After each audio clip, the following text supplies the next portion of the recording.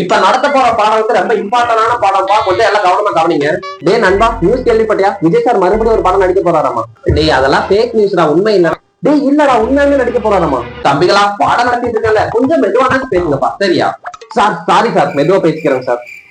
என்னப்பா இந்த time mark ரொம்ப கம்மியா எடுத்திருக்க, அடுத்த டைம் இதோட கொஞ்சம் மார்க் அதிகமா எடுக்க முயற்சி பண்ணு, சரியா? சார் ஓகே சார், அடுத்த டைம் நல்ல மார்க் எடுத்துறோம் சார். டேய் நண்பா, மயக்கமா வருதா? தண்ணி இருந்தா கூடா. டேய் ஒரு நிமிஷம், தண்ணி எடுக்கண்டா. டேய் இங்க ஒருத்தர் நின்று உயிரை கொடுத்து பாடம் நடத்திட்டு இருக்காங்க, என்னடா பேச்சு பண்ணி கிடக்கு? சார் அவனுக்கு மயக்கம் வருதுன்னு சொன்னாங்க சார், அதான் தண்ணி கொடுக்குறேன்.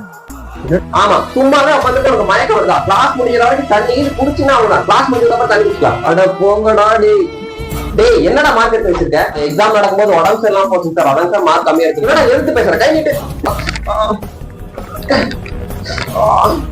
அசைன்மெண்ட் கொடுத்துருங்க, அதெல்லாம் முடிச்சு வச்சியா?